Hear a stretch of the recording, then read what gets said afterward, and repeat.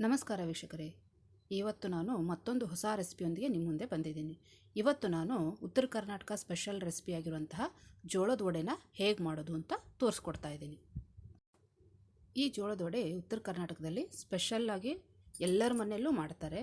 ಇದು ತುಂಬ ಫೇಮಸ್ ಆಗಿರುವಂಥ ರೆಸಿಪಿ. ಮತ್ತು ಈ ಜೋಳದ ವಡೆನ ನೀವು ಬ್ರೇಕ್ಫಾಸ್ಟು, ಲಂಚು, ಡಿನ್ನರು, ಸ್ನ್ಯಾಕ್ಸು ಯಾವುದಕ್ಕಾದರೂ ಮಾಡ್ಕೋಬೋದು. ಮಾಡೋದು ಕೂಡ ತುಂಬ ಸುಲಭನೇ. ಮತ್ತು ಇದಕ್ಕೆ ಮನೆಯಲ್ಲಿರುವಂಥ ಇಂಗ್ರೀಡಿಯೆಂಟ್ಸ್ನೇ ಯೂಸ್ ಮಾಡೋದು. ಬೇರೆ ಯಾವುದು ಎಕ್ಸ್ಟ್ರಾ ಹೊರಗಿಂದ ತಂದು ಮಾಡಬೇಕಂತೇನಿಲ್ಲ, ಎಲ್ಲ ಮನೆಯಲ್ಲಿರುವಂಥದ್ದೇ. ಸೊ ಬನ್ನಿ, ಹಾಗಾದರೆ ಜೋಳದ ವಡೆನ ಹೇಗೆ ಮಾಡೋದು ಅಂತ ನೋಡೋಣ. ಅದಕ್ಕಿಂತ ಮುಂಚೆ ನಮ್ಮ ಚಾನಲನ್ನು ಸಬ್ಸ್ಕ್ರೈಬ್ ಮಾಡಿಲ್ಲ ಅಂದರೆ ಸಬ್ಸ್ಕ್ರೈಬ್ ಮಾಡೋದನ್ನು ಮರಿಬೇಡಿ. ನಿಮ್ಮೆಲ್ಲರಿಗೂ ನಮ್ಮ ಚಾನಲ್ಗೆ ಸುಸ್ವಾಗತ. ಮೊದಲಿಗೆ ನಾವು ಇದಕ್ಕೊಂದು ಹಿಟ್ಟನ್ನ ಕಲಸೋಕ್ಕೆ ಒಂದು ಮಸಾಲೆನ ರೆಡಿ ಮಾಡ್ಕೊಳ್ಳೋಣ. ಅದಕ್ಕೆ ನಾನು ಮಿಕ್ಸರ್ ಜಾರ್ಗೆ 1 ಚಮಚದಷ್ಟು ಜೀರಿಗೆ ಹಾಕ್ಕೊಂಡಿದ್ದೀನಿ. ಹಾಗೆ 1 ಚಮಚದಷ್ಟು ಹವೀಜ ಅಥವಾ ಕೊತ್ತಂಬರಿ ಬೀಜನ ಹಾಕ್ಕೋತಾ ಇದ್ದೀನಿ. ಮತ್ತು ಇಲ್ಲಿ ನಾನು ಒಂದು 15ರಷ್ಟು ಬೆಳ್ಳುಳ್ಳಿ ಹೆಸರುಗಳನ್ನು ಹಾಕ್ಕೊಂಡಿದ್ದೀನಿ. ಹಾಗೆ ಸ್ವಲ್ಪ ಕರಿಬೇವಿನ ಸೊಪ್ಪನ್ನು ಹಾಕ್ಕೋತಾ ಇದ್ದೀನಿ. ಮತ್ತು ನಾನಿಲ್ಲಿ ಒಂದು 8 ಹಸಿಮೆಣಸಿನ್ಕಾಯಿನ ಹಾಕ್ಕೋತಾ ಇದ್ದೀನಿ. ನೀವು ಖಾರಕ್ಕೆ ನೋಡಿಕೊಂಡು ಹಾಕ್ಕೋಬೋದು. ಸ್ವಲ್ಪ ಇಲ್ಲಿ ನಾನು ಕೊತ್ತಂಬರಿ ಸೊಪ್ಪನ್ನ ಹಾಕೋತಾ ಇದ್ದೀನಿ. ಈಗ ಇದನ್ನು ನಾವು ನುಣ್ಣಗೆ ರುಬ್ಕೋಬೇಕು. ಸೊ ಸ್ಟಾರ್ಟಿಂಗ್ ಹಾಗೆ ರುಬ್ಕೊಂಡು ಆಮೇಲೆ ಸ್ವಲ್ಪ ನೀರು ಹಾಕ್ಕೊಂಡು ಅದನ್ನು ಚೆನ್ನಾಗಿ ಪೇಸ್ಟ್ ಆಗುವವರೆಗೂ ಅದನ್ನು ರುಬ್ಕೊಂಬರಬೇಕು. ನೋಡಿ, ಈ ರೀತಿಯಾಗಿ ಅದನ್ನು ನಾವು ರುಬ್ಕೋಬೇಕು. ಇಷ್ಟಾದರೆ ಸಾಕು. ಸೊ ನಾವೀಗ ಇದನ್ನು ಪಕ್ಕಕ್ಕೆ ಇಟ್ಕೊಳ್ಳೋಣ. ಈಗ ನಾನಿಲ್ಲಿ ಮೊದಲೇ ಉದ್ದಿನಬೇಳೆ ಮತ್ತು ಮೆಂತ್ಯನ ನೆನೆಸಿದ್ದೀನಿ. ನಾನಿಲ್ಲಿ ಒಂದು 6 ಚಮಚದಷ್ಟು ಉದ್ದಿನಬೇಳೆ ಹಾಗೆ ಒಂದು 1/2 ಚಮಚದಷ್ಟು ಮೆಂತ್ಯನ ನೆನೆಸ್ಕೊಂಡಿದ್ದೀನಿ. ಒಂದು 4 ಗಂಟೆ ನೆನೆಸಿದರೆ ಸಾಕು. 1/2 ಚಮಚ ಅಷ್ಟೇ ಮೆಂತ್ಯನ ಹಾಕಬೇಕು. ಈಗ ಇದರಲ್ಲಿರೋ ನೀರನ್ನು ತಕ್ಕೊಂಡು ನಾವು ಇದನ್ನು ರುಬ್ಕೊಂಬರಬೇಕು. ನಾನಿಲ್ಲಿ ಮಿಕ್ಸಿ ಜಾರ್ಗೆ ಹಾಕೋತಾ ಇದ್ದೀನಿ. ಇದಕ್ಕೆ ನಾವು ಸ್ವಲ್ಪ ನೀರನ್ನು ಹಾಕಿ ನುಣ್ಣಗೆ ರುಬ್ಕೋಬೇಕು. ಕಾಳು ಕಾಳು ಉಳಿಬಾರ್ದು, ಪೇಸ್ಟ್ ಆಗಬೇಕು. ಆ ರೀತಿ ಇದನ್ನು ರುಬ್ಕೋಬೇಕು. ನಾನು ಮುಂಚೆನೇ 4 ಗಂಟೆ ನೆನೆಸ್ಕೊಂಡಿದ್ದೀನಿ. ನೋಡಿ, ಈ ರೀತಿಯಾಗಿ ಪೇಸ್ಟ್ ಆಗಬೇಕು. ತೋರಿಸ್ತಾ ಇದ್ದೀನಿ ನೋಡಿ. ಈ ರೀತಿಯಾಗಿ ಫುಲ್ ಪೇಸ್ಟ್ ಆಗಬೇಕು, ಕಾಳು ಕಾಳು ಇರಬಾರ್ದು. ಈಗ ಅದನ್ನು ಪಕ್ಕಕ್ಕೆ ಇಟ್ಕೊಳ್ಳೋಣ.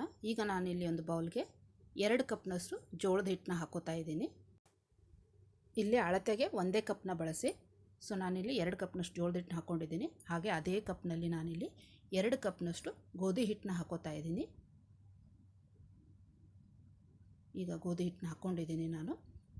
ಈಗ ನಾನಿಲ್ಲಿ ಇದಕ್ಕೆ ಒಂದು ಅರ್ಧ ಕಪ್ನಷ್ಟು ಕಡಲೆ ಹಿಟ್ಟನ್ನ ಹಾಕೋತಾ ಇದ್ದೀನಿ. ಸೊ ಈಗ ಇದಕ್ಕೆ ರುಚಿಗೆ ತಕ್ಕಷ್ಟು ಉಪ್ಪನ್ನ ಹಾಕ್ಕೊಳ್ಳೋಣ.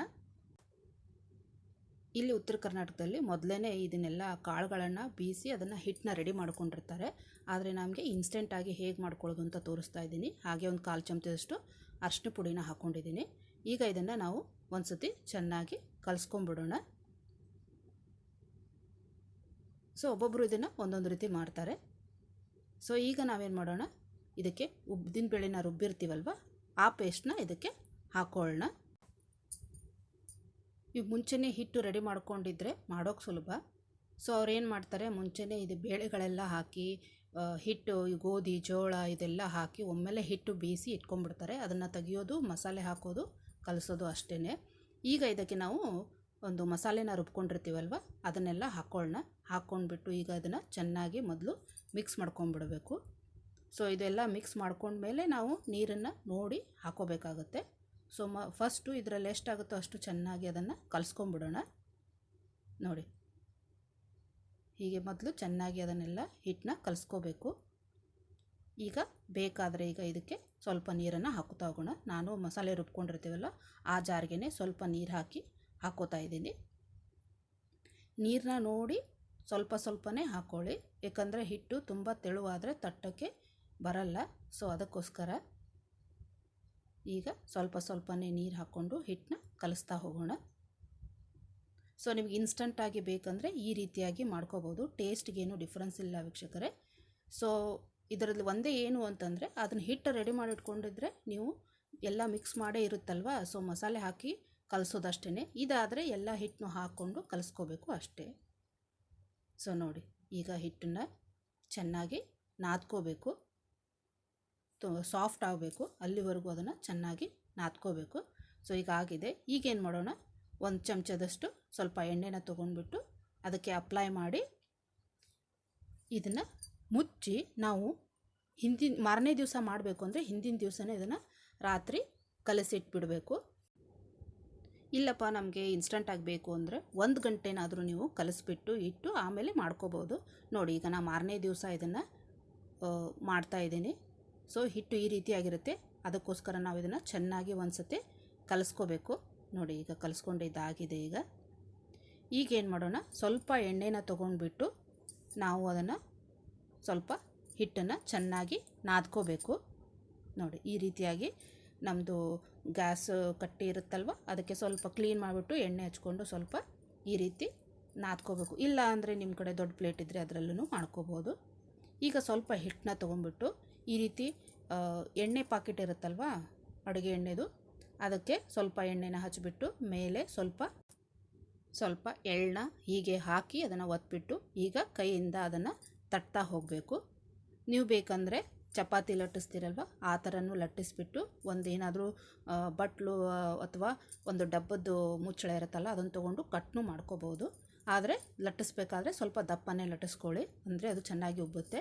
ಈ ಕಡೆ ನಾನು ಎಣ್ಣೆನ ಕಾಯೋದಕ್ಕೆ ಇಟ್ಟಿದ್ದೀನಿ. ಈಗ ಅದರಲ್ಲಿ ಇದನ್ನು ತಟ್ಕೊಂಡಿರೋದನ್ನು ಹಾಕ್ಕೊಳ್ಳೋಣ. ಒಂದೆರಡು ನಿಮಿಷ ಹಾಗೆ ಬಿಟ್ಟು ಆಮೇಲೆ ಅದನ್ನು ಈ ರೀತಿ ಒತ್ತದಾ ಬರಬೇಕು, ಅಂದರೆ ಅದು ಚೆನ್ನಾಗಿ ಉಬ್ಬುತ್ತೆ. ನೋಡಿ ಯಾವ ರೀತಿಯಾಗಿ ಉಬ್ತಾ ಇದೆ ಅಂತ. ಸೊ ನೋಡಿದ್ರಲ್ಲ ಎಷ್ಟು ಚೆನ್ನಾಗಿ ಉಬ್ಬಿ ಬರ್ತಾ ಇದೆ ಅಂತ. ಮಾಡೋದು ಕೂಡ ತುಂಬಾ ಈಸಿ ವೀಕ್ಷಕರೇ. ನೀವು ಎಣ್ಣೆ ಪಾಕಿಟ್ ಇಲ್ಲಪ್ಪ ಅಂದರೆ ಹಾಲಿನ ಪಾಕಿಟಾರು ಇದ್ದೇ ಇರುತ್ತೆ. ಅದಕ್ಕೆ ಚೆನ್ನಾಗಿ ಕ್ಲೀನ್ ಮಾಡಿಬಿಟ್ಟು ಸ್ವಲ್ಪ ಎಣ್ಣೆನ ಹಚ್ಚಿ ಅದರ ಮೇಲೆ ಹೀಗೆ ಒತ್ಕೊಂಡ್ಬಿಟ್ಟು ಹಾಕ್ಬೋದು. ಸೊ ಒತ್ತಬೇಕಾದ್ರೆ ಮೇಲೆ ಎಳ್ಳನ್ನು ಹಚ್ಚೋದನ್ನು ಮರಿಬೇಡಿ, ಅದರಿಂದ ತುಂಬ ಚೆನ್ನಾಗಿ ಟೇಸ್ಟ್ ಬರುತ್ತೆ. ನೋಡಿ ಈ ರೀತಿಯಾಗಿ ಅದು ಗೋಲ್ಡನ್ ಬ್ರೌನ್ ಆಗಬೇಕು ಸ್ವಲ್ಪ, ಅಲ್ಲಿವರೆಗೂ ಅದನ್ನು ಎರಡೂ ಬದಿಯಲ್ಲೂ ಕರ್ಕೊಂಡ್ರೆ ನೋಡಿ ಈಗ ಜೋಳದ ವಡೆ ರೆಡಿ ಆಯಿತು. ಹೀಗೆ ನಾನು ಇನ್ನೊಂದು ತೋರಿಸ್ತಾ ಇದ್ದೀನಿ ನಿಮಗೆ. ನೋಡಿ ಮಾಡೋದು ತುಂಬ ಈಸಿ. ಹಿಟ್ಟನ್ನ ತುಂಬ ಜಾಸ್ತಿ ಗಟ್ಟಿ ಕಲಸೋಕೆ ಹೋಗಬೇಡಿ. ಸೊ ಒಂದು ದಿವಸ ನೆನೆಯೋದ್ರಿಂದ ಚೆನ್ನಾಗಿ ಅದು ಮೆತ್ತಗಾಗುತ್ತೆ. ನೋಡಿ ಈ ರೀತಿ ತಟ್ಕೊಂಡ್ರೆ ಆಯಿತು. ಕೈಯಿಂದ ಸ್ವಲ್ಪ ದಪ್ಪನೇ ಇರಲಿ, ಅಂದರೆ ಉಬ್ಬೋದು ಕೂಡ ಚೆನ್ನಾಗಿ ಉಬ್ಬಿ ಬರುತ್ತೆ. ತುಂಬ ತೆಳು ಮಾಡ್ಕೊಳ್ಳೋಕೆ ಹೋಗಬೇಡಿ. ನೋಡಿ ನಿಮ್ಗೆ ಎಷ್ಟು ದೊಡ್ಡದು ಬೇಕು, ಎಷ್ಟು ಚಿಕ್ಕದು ಬೇಕು, ನಿಮ್ಗೆ ಸೈಜ್ ಅದಕ್ಕೆ ತಕ್ಕಂಗೆ ನೋಡಿ ಅದನ್ನು ತಟ್ಕೊಳ್ಳಿ. ಇಲ್ಲಪ್ಪ ನಮಗೆ ಈಗ ತಟ್ಟಿದ್ರೆ ಕರೆಕ್ಟ್ ಆಗಲ್ಲ ಅಂದರೆ ನೀವು ಚಪಾತಿ ಲಟ್ಟಿಸ್ತೀರಲ್ವ, ಆ ಥರನೂ ಲಟ್ಟಿಸ್ಬೋದು. ದೊಡ್ಡದು ಒಂದು ಲಟ್ಟಿಸ್ಬಿಟ್ಟು ಒಂದು ಕಪ್ನಿಂದ ಕಟ್ ಮಾಡಿಕೊಂಡು ಅದನ್ನು ಕೂಡ ನೀವು ಎಣ್ಣೆಲಿ ಕರಿಬೋದು. ಆದರೆ ಲಟ್ಟಿಸ್ಬೇಕಾದ್ರೆ ಸ್ವಲ್ಪ ದಪ್ಪ ಲಟ್ಟಿಸ್ಕೊಳ್ಳಿ. ನೋಡಿ ಒಂದು ಸೈಡ್ ಆಗಿದೆ, ಈಗ ಇನ್ನೊಂದು ಸೈಡು ಅದನ್ನು ಡೀಪ್ ಫ್ರೈ ಮಾಡ್ಕೋಬೇಕು. ಈ ಥರ ಕಂದು ಬಣ್ಣ ಬರೋವರೆಗೂ ಅದನ್ನು ಕರ್ಕೊಂಡ್ರೆ ಮತ್ತು ರೆಡಿ ಆಗುತ್ತೆ. ನೋಡಿ ಎಷ್ಟು ಚೆನ್ನಾಗಿ ಉಬ್ಬಿ ಬಂದಿದೆ ಅಂತ. ನೋಡಿದ್ರಲ್ಲ ವೀಕ್ಷಕರೇ, ಉತ್ತರ ಕರ್ನಾಟಕ ಸ್ಪೆಷಲ್ ಆ್ಯಂಡ್ ಫೇಮಸ್ ಜೋಳದ ವಡೆನ ಹೇಗೆ ಮಾಡೋದು ಅಂತ. ಮಾಡೋದು ಕೂಡ ತುಂಬ ಸುಲಭ ವೀಕ್ಷಕರೇ. ನಿಮಗೆ ಮೊದಲೇ ಹಿಟ್ಟು ಮಾಡಿಟ್ಕೊಳ್ಳೋಕ್ಕಾಗಲಿಲ್ಲ ಅಂದರೆ ಎಲ್ಲ ಹಿಟ್ಟು ಮನೇಲಿ ಇದ್ದೇ ಇರುತ್ತೆ. ಗೋಧಿ ಹಿಟ್ಟು, ಕಡಲೆ ಹಿಟ್ಟು, ಜೋಳದ ಹಿಟ್ಟು ಮತ್ತು ಉದ್ದಿನ ಬೇಳೆ ಅಂತೂ ಇದ್ದೇ ಇರುತ್ತೆ. ಸೊ ಇನ್ಸ್ಟಂಟಾಗಿ ಇದನ್ನು ನೀವು ಮಾಡ್ಕೋಬೋದು.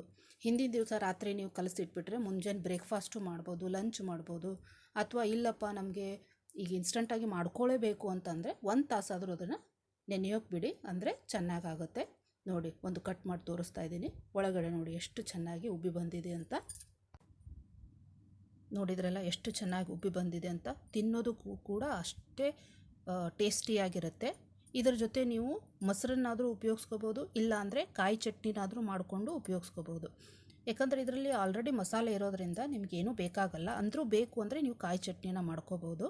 ಎರಡೂ ಕಾಂಬಿನೇಷನ್ ಇದಕ್ಕೆ ಸೂಟ್ ಆಗುತ್ತೆ. ನೋಡಿದ್ರಲ್ಲ ಮನೆಯಲ್ಲೇ ಹೇಗೆ ಜೋಳದ ವಡೆ ಮಾಡೋದು ಅಂತ.